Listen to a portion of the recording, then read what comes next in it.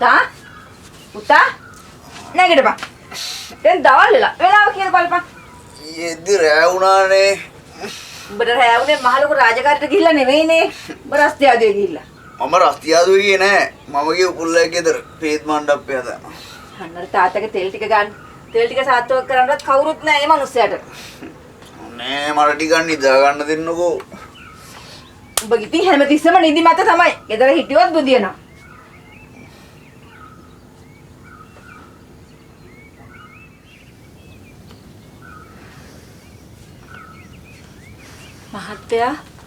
මහත්තයා මේ කසාය ටික බීලා හිටියනම් එපා කටත් එක්ක තිත්තයි බෑ. එහෙම කියලා හරියනවද? වෙද මහත්තයා කිව්වනේ වෙලාවට කසාය ටික බොන්න කියලා. එපා බොන්න බෑ. කොහෙද මම පොවන්නේ?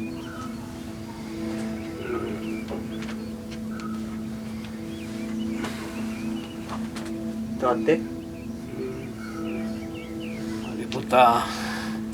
මගේ පුතාට අම්මා බැන්න නේද උදේ පුතේ රස්තියාදු ගන්න එපා මගේ රත්තරන් පුතේ බලංගෝ අයියා රත්තරන්ට ලීවත් වෙන හැටි රටකට ගිහිල්ලා මගේ පුතා රස්තියාදු ගන්න එපා පුතේ අම්මා කියන්නේ ආගෙන ඉන්න මගේ පුතා පුතේ ජීවත් වෙන රටම යන්න ඕනේ නෑනේ පුතේ අනේ අඩු ගානේ අපේ අර කුඹුරවත් කරහන්කෝ මට හොඳින් ජීවත් වෙන්න පුළුවන් පුතේ මේ බලමු තාත්තේ අද උපුල්ලා ගෙදර පිරිත් මට ඒකට යන්න තියෙනවා මේකෙන් ටිකක් බොන්නකෝ පාසල් අධ්‍යාපනය නිමවීමත් හරි හැටි රස්සාවක් සහ අරමුණක් නොමැති වීමත් නිසා සුමිත් සිටියේ යම් කිසි කලකිරීමකින් ඒ නිසාම ඔහු සමාජ සේවය සඳහා නිතැතින්ම යොමු වූ අතර මමගේ සහ පියාගේ විවේචනයට ඔහු නිරන්තරයෙන් ලක් වුණා. අපේ වයසේ අනිත්තුන් මොනවා හරි කරනවා. මගේ නම් අදහස බං මොකක් කර බිස්නස් එකක් කරන්න බං. බිස්නස් කරන්න කොහෙන්ද බං සල්ලි? සල්ලි නම් මොනවද බං කොහොම හරි අපි හොයමු බං. මට ගෙදරින් ගෙන කුඹුර කරන්න කියලා. මට උදැල්ලට තේරෙන්නේ නැහැ බං. බලමු අපි මොකද්ද කරන්න කියලා. මේ අරුන් ටික සෙල්ලම් කරන්න ග්‍රවුන්ඩ් එකට එනවකෝ. ශාන්ත අපි පැත්තට. යම්.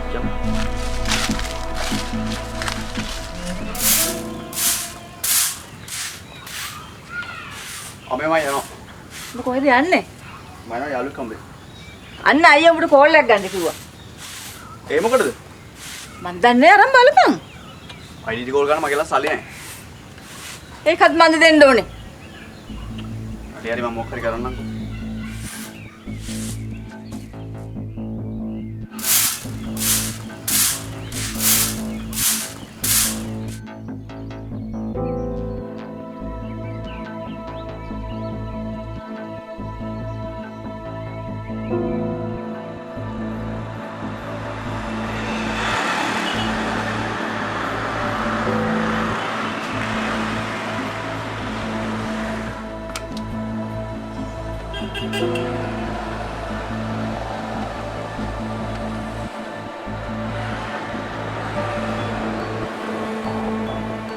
හෙලෝ අයියේ. ඔයා මට කෝල් කරන්න කිව්වද? ආ ඔව් ඔයා කෝල් කරන්න ඇවිල්ලා තියෙනවා කියන්නේ. අයියට කවුද කියන්නේ ඔයා? හම්මද? මගේ බලාගෙන වැඩක් නෑ නේ. මොකද බං? මේක තේරුම? හරි මම මොනවා හරි කරන්නම්. ඉන්නකෝ. මොනවා හරි කරන්නම් මොනවා කරන්නද? මේ කඩයක් බලලා මම කඩයක් ප්‍රෙන්ට් එකට ගන්න උදව් කරන්න. මොනවා හරි බිස්නස් එකක් පටන් ගන්න ඔය ෆෝන් ෂොප් එකක් කරලා චාර්ජර් එක හරි මම බලන්නම් අයියේ. ඊට ගැන හිතපන්. නැත්තම් නන්නත්තර වෙලාවයි. හරි මම කඩේ බල කියන්න. මම එන්න තියනවා. උසර නැහැ.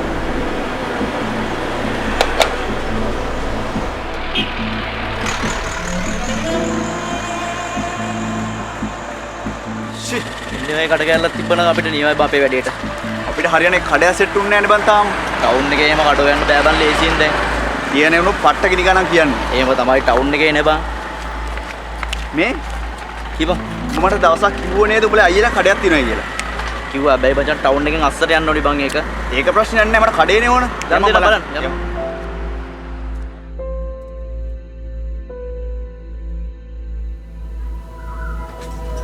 පුතේ අම්මේ. මෙන්න මේ පිරිප්පෙන් බෝතල ගන්න කියලා කඩේට ඉයපන්. හා.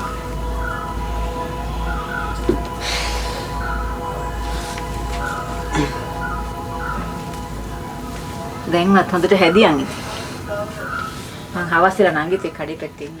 සුමිත් සහ ඔහුගේ යහළුවා කුඩා කල සිටම තාක්ෂණික දේ සඳහා බොහෝ උනන්දුවක් දැක්වූ අතර ඒ නිසාම ඔවුන් ජංගම දුරකථන අලුත් වැඩියා කිරීමට පෙළඹුණා.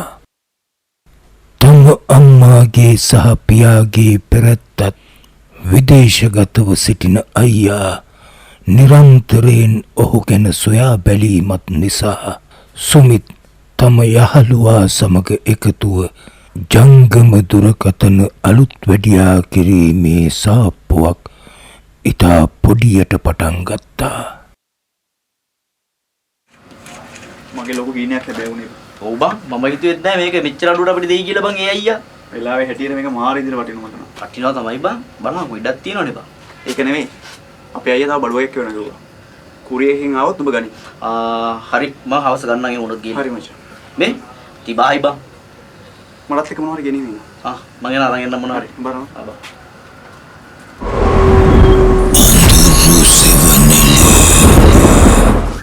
තම මව සහ පියා සමග ගෙවන ජීවිතය තුළ උපරිම නිදහසක් සහ ආදරයක් සුමිත් භුක්ති විඳද මම මේ උඹට කියන්නමයි පවුලම දුකට පත් වූ දැන් තාත්තට බෙහෙත් කාරණාවක් කරන්න සතියට 3 පාරක් තවමට යන්න ඕනනේ. තිබුණා. ඉතින් ඉතින් අපිට ලොකු වේදමක් යනවානේ ඒකට. අයියා නම් කිව්වා එයා සල්ලි දෙන්නම් කියලා අපිට ටවුමින් ගෙයක් බලන්න කියලා. හරි මං කියන්න දම්මේ. මං ඒක බලන්න. අම්මා කලබල වෙන්න එපා. පුතාට පුළුවන් ද ඔය දේවල් කරන්න. පුතාත් ළඟදීනේ ඔළුව ඉස්සුවේ. තම පියා ඇවිදීමට නොහැකිව ඇඳටම වී සිටීම නිසා ඔහුව බලා කියා ගත්තේ සුමිත්ගේ අම්මා වූ අතර මසකට වරක් බෙහෙත් ගන්නට රැගෙන ගියේ සුමිත් සහ ඔහුගේ යහළුවායි. පියා නිතර අසනීප වන්නට ගත් නිසා බෙහෙත් ගැනීමටද නිතර නගරයට යාමට වූ හේයින් සුමිත්ගේ අම්මා මෙන්ම සුමිත්ත සිටියේ බොහෝ විඩාවට පත්වයි. මොකෝ බං මෙච්චර බරක්කු. මම ගියා බං ගෙයක් බලන්න. ගියා? ඔව්. මේ මොකටද බං ඒ? තාත්තා දැන් නිතර අසනීප වෙනවනේ බං. ඔව්. මට හිතුණා ටවුමෙන් ගෙයක් ගත්තාම හොඳයි කියලා. තවමෙන්ද? මම දැන් ගෙවල් දෙක තුනක් බැලුවා. ඉතින් මොකෝ උනේ? එකක්වත් හරි ගියේ නෑ තාම. මම හැබැයි ගෙයක් ගත්තොත් උඹටත් එහි ඉන්න පුළුවන්. ඔව් බං ඒක නම් හොඳයි. මටත් අර යන්න ගියාම පා වෙනවා බං. මේ? ඒක නෙමෙයි බං.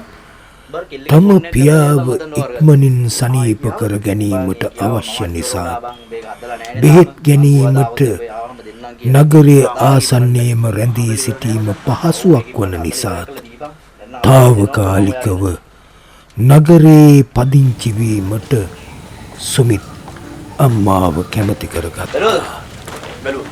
කියනවා හොඳ. කොහොමද මත? ඒ හොඳයිද? පිහිට රැල්ලුවද? ඇත්තට ගේ නම් ගොඩක් හොඳයි. එහෙනම් මං කියන්නම්.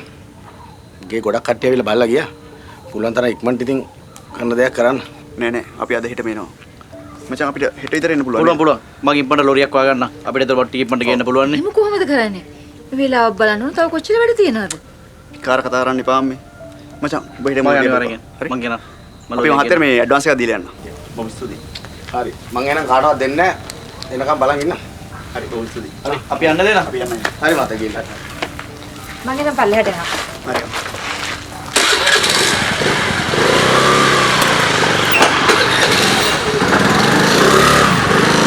හැකි ඉක්මනින් අත්තිකාරම් මුදල් ගෙවා සුමිත් තම අම්මා සහ නුවන් ඉක්මනට යම තාත්තා පරක් වෙනවා. සමග මේ වැස්සකුත් එන්න යන්නේ. කුලී නිවසේ නවාතැන් ගත්තා.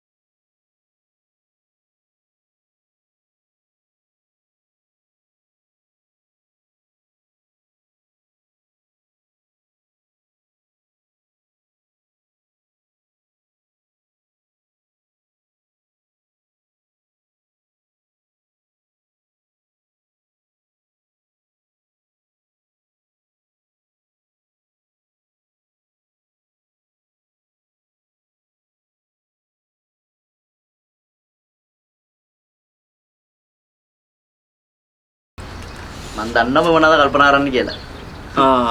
මොනවද මම කල්පනා බර උදේ දැක්ක කෙල්ල ගැන කල්පනා කරන්න එපා.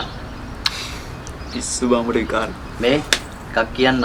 ඔබ ගියේ මේ අලුතෙන් නේ ප්‍රශ්න නම් දාගන්න එපා.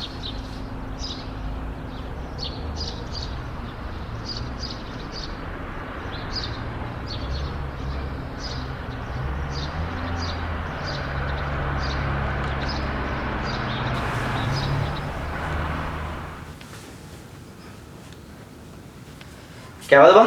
මම කාලින්නේ. පට්ටා මාරු ඒවා.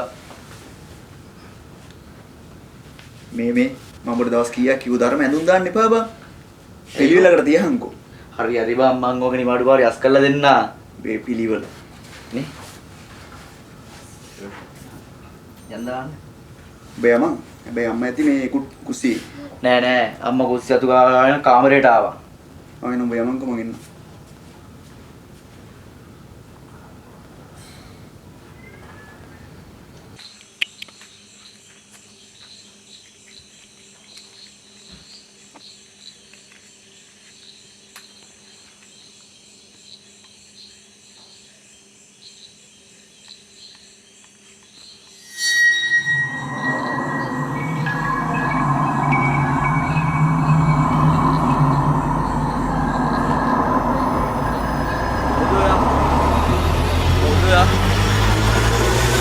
කවුද?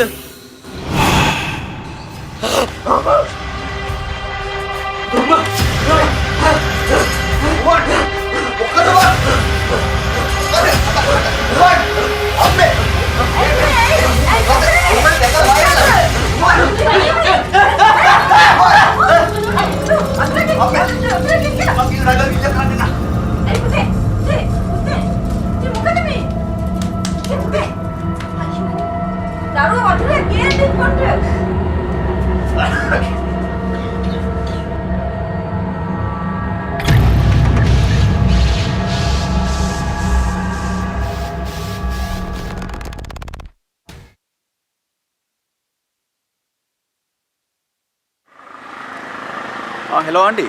හෙලෝ පුතා. අපේ පුතාට කොහොමද? මොකද අනේ උනේ? නුවන්න ප්‍රශ්නයක් නෑ ආන්ටි. ඩොක්ටර්ස්ලා නම් කියන්නේ නුවන් කම්පැනිට පත් වෙලා කියලා. මම හිතන්නේ තව දවස් දෙක තුනකින් ටිකට් කපයි. මම ඊයරා එළි වෙනකන් නුවන්ලාගේ හිටියේ. එහෙමද පුතේ? අනේ අද මං එනවා එහෙනම්. හරි හරි ආන්ටි. ආන්ටිලා කලබල වෙන්න එපා. මම ඔක්කොම බලාගන්නම්. හරි ආන්ටි. බුස්සරණයි.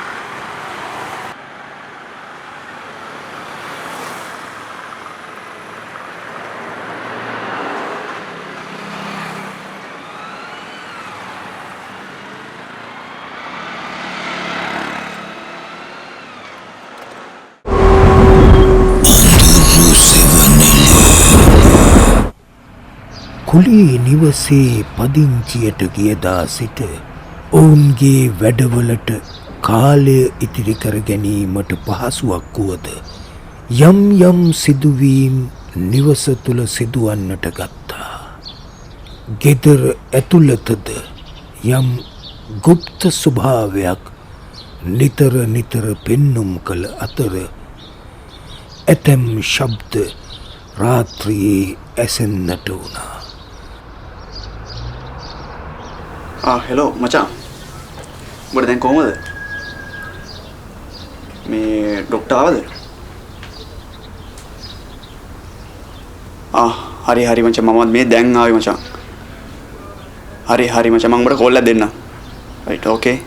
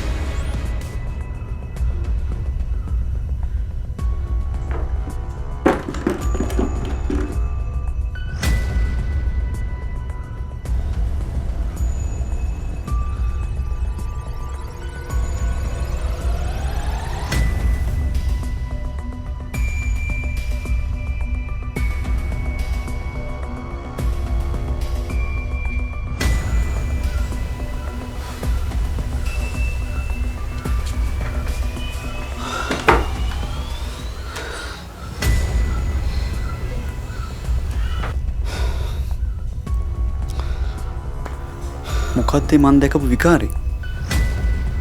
මං හිතන්නේ මං බාගෙට නිදාගෙන හැරිච්ච ඉඳ වෙන්නේ නැති. කිසිවෙකුත් විශ්වාස නොකරන මේ සියල්ලටම හේතුවක් වූ එක් අඳුරු ආත්මයක් නිවස පුරා සැරිසරමින් සිටියා. ඒ අඳුරු ආත්මයේ බලපෑම් වලට සුමිත් සහ සුමිත්ගේ පවුලේ අය නතු වෙමින් සිටි බව කිසිවෙකුත් දැන සිටියේ නම් නැහැ. මං ඉනේද මේ කෝල් කරන් තියෙන්නේ. කෝල් 15ක් විතර තියෙනවා. කරේ ප්‍රශ්නයක් තමයි.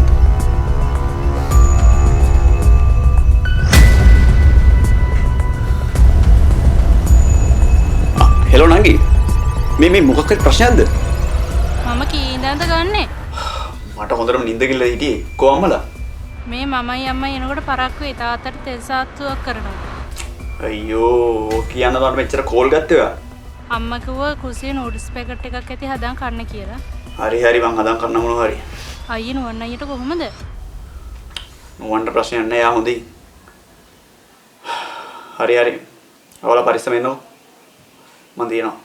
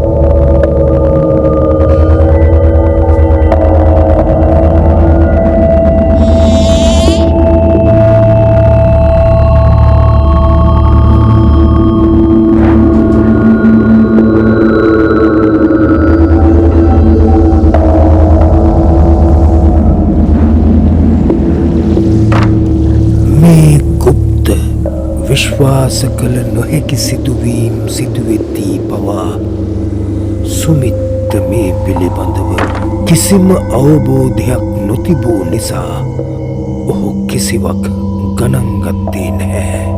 නමුත් කිසිවෙකුත් විශ්වාස නොකරන මේ සියල්ලටම හේතුවක් වූ එක් අඳුරු ආත්මයක් නිවස පුරා සැරිසරමින් සිටියා.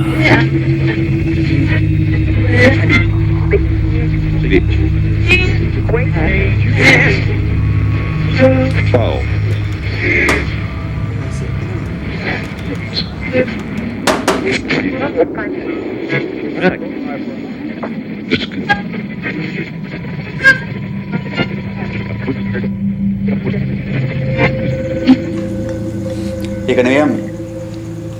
මට මාර වැඩක් වුණා. ඔබට ඉතින් හැමදාම මාර වැඩනේ වෙන්නේ. අහන්න මම හොඳටම නිදාගෙන හිටියේ. මට එකපාරට අම්ම කෑ ගන්නවා වුණානේ. මම ඊට පස්සේ දුවගෙන කුස්සියට ආවා. මෙතන නංගී අම්මයි බිම. නංගී කකුල කැපිලා. මං ඒතර නංගී අල්ලන්න බිමට පහත් වෙද්දි මම විසික්කුණා. ආයි මං බලද්දි අම්මයි නංගී එතන නැහැ. ඔබ මේ මහදවල් ඉඳන් ඉතල හීනයක් දැකලා වෙන්නේ. මම ඉතන තේරුණා අම්මේ. මම නිදාගෙන හැරුණා. ඒක නෙවෙයි. දැන් තාත්තේ අසිම තාත්තේ කොහමද? තාත්තා විද මහතුරු කී දෙනෙකුට නම් පෙන්නවද පුතේ? හැබැයි මේ වෙද මහත්තයා නම් කිව්වා ඔය තෙල් සාත්තු කරනකොට පත්තු බඳනකොට හරියයි කියලා. කුමලා මේ එනවෝ. තේ මම බලන්න.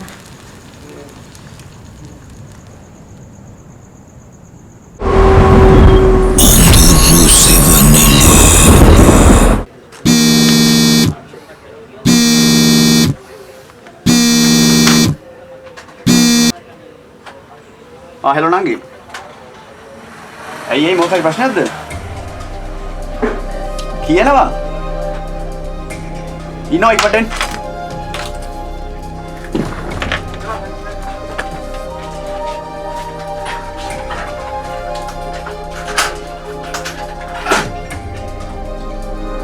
මේ අතරේ සුමිත්ට ලැබුණු පණිවුඩයෙන් සුමිත් මහත් කලබලයට පත්වුණු අතරම හැකි ඉක්මනින් සුමිත් තම මව සහ නැගණිය සිටි රෝහල වෙත ගියා.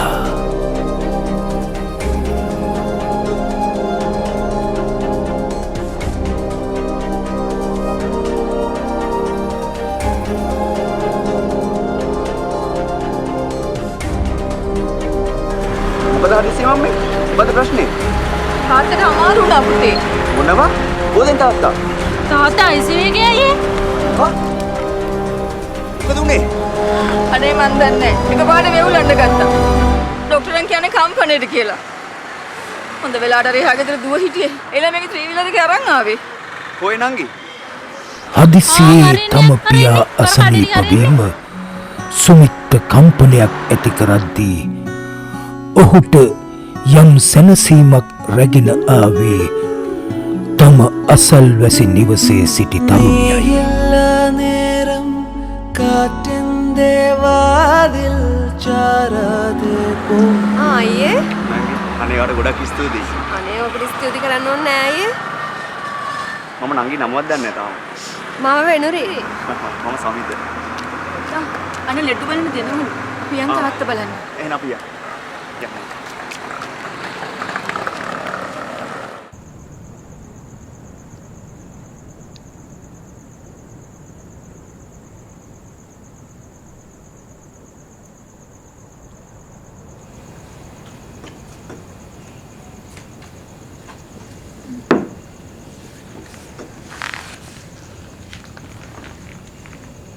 අනේ මන්ද පුතේ.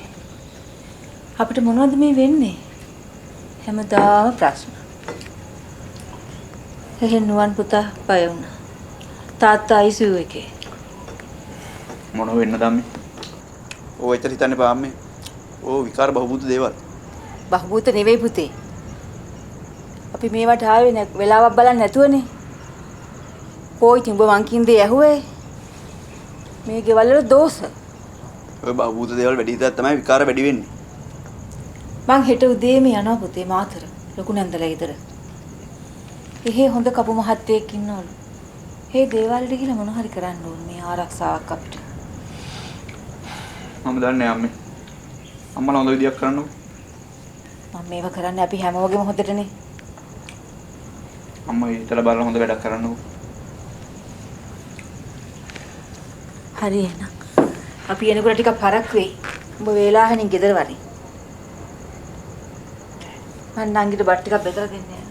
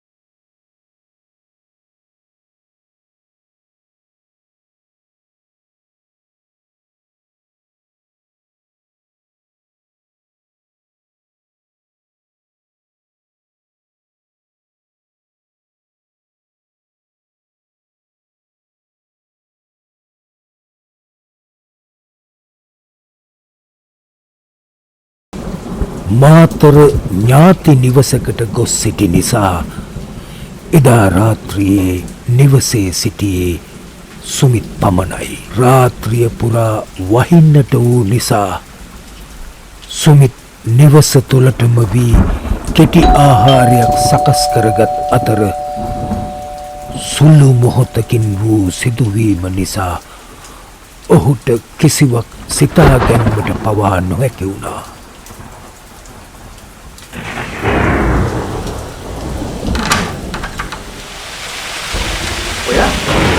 අයියේ නංගිකෝ නංගි නෑනේ.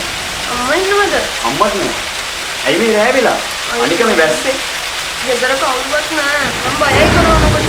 එනවා ගෙදර.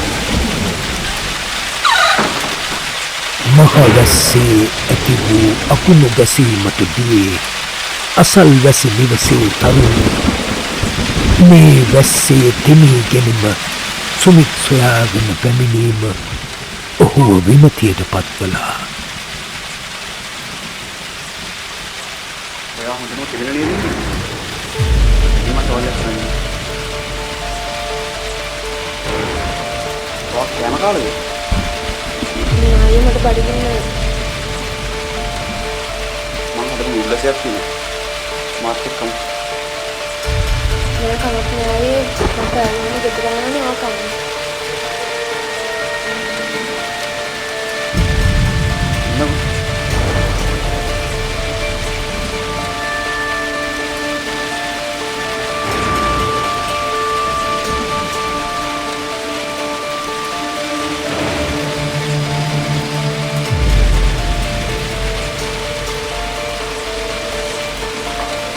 ඔයා ඉන්නවා ඉතින් උල්ලසේ හදලා දෙන්න. අයියේ අම්මා දැම්ම එන්නේ නැති නේද? මල නංගි දැම්මෙන එකක් නෑ. එයාලා මාතරනේ ගියේ. සමහර විට හිතවත් වෙයි ඒක. කවන්නේ ඔයා මේ ඉන්නේ. හරි නෑ අයියේ මම අත්පැදගෙන ගෙදර යනවා.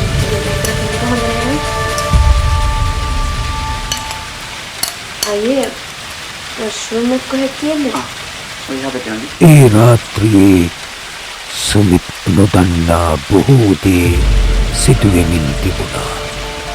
රාත්‍රී අඳුරේ මහවැසි වසිද්දී මෙතෙක් දවස් නිවස පුරා සැරිසැරූ අඳුරු ගුප්ත ආත්මය ටිකෙන් ටික සක්‍රිය